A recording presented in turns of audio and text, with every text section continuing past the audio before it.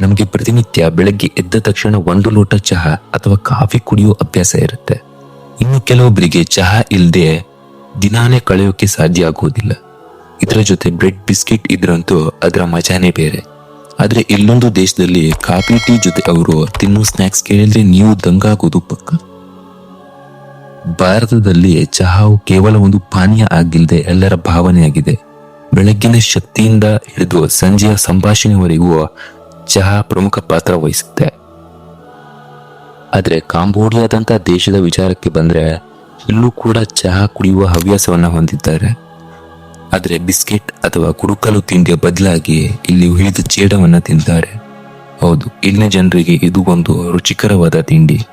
ಕಾಂಬೋಡಿಯಾದ ಆಹಾರ ಸಂಸ್ಕೃತಿಯಲ್ಲಿ ಜೇಡಗಳನ್ನ ಹುರಿದು ಮಸಾಲೆಗಳನ್ನ ರುಚಿಗೊಳಿಸಿ ಚಹಾದೊಂದಿಗೆ ಸವಿಯಲಾಗುತ್ತೆ. ಈ ಜೇಡಗಳನ್ನ ತಿನ್ನುವಂತಹ ಪದ್ಧತಿ ಹಳೆಯ ಕಾಲದಿಂದಲೂ ನಡೆದುಕೊಂಡು ಬಂದಿದ್ದು 1970ರ ದಶಕದಲ್ಲಿ ಖಮೇರ್ ರೋಜ್ನ ಆಡಳಿತದ ಸಮಯದಲ್ಲಿ ಆಹಾರದ ಕೊರತೆಯಿಂದ ಜನರು ಅಲ್ಲಿ ಹೆಚ್ಚಾಗಿ ಸಿಗುವಂತಹ ಜೇಡಗಳಂತಹ ಕೀಟಗಳನ್ನ ಆಹಾರವಾಗಿ ಸೇವಿಸಲಿಕ್ಕೆ ಪ್ರಾರಂಭ ಮಾಡ್ತಾರೆ. ಕಾಲಾಂತರದಲ್ಲಿ ಇದು ಒಂದು ಸಾಂಸ್ಕೃತಿಕ ಖಾದ್ಯವಾಗಿ ಬದಲಾಗುತ್ತೆ.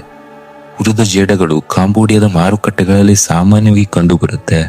ಇದು ಪ್ರವಾಸಿಗರಿಗೂ ಕೂಡ ಒಂದು ವಿಶಿಷ್ಟ ಅನುಭವವನ್ನ ನೀಡುತ್ತೆ. ಈ ಆಹಾರವು ಪೌಷ್ಟಿಕವಾಗಿದ್ದು ಪ್ರೋಟೀನ್ ಇಂದ ಕೂಡಿರುತ್ತೆ ಅನ್ನೋದನ್ನ ಇಲ್ಲಿನ ಜನರು ಹೇಳ್ತಾರೆ. ಈ ವಿಚಾರ ನಿಮ್ಗೇನಾದ್ರೂ ಹೊಸ್ತು ಅನ್ಸಿದ್ರೆ ಲೈಕ್ ಮಾಡಿ, ನಮ್ಮ ಚಾನೆಲ್ ಅನ್ನ ಸಬ್ಸ್ಕ್ರೈಬ್ ಮಾಡೋದನ್ನ ಮರಿಬೇಡಿ.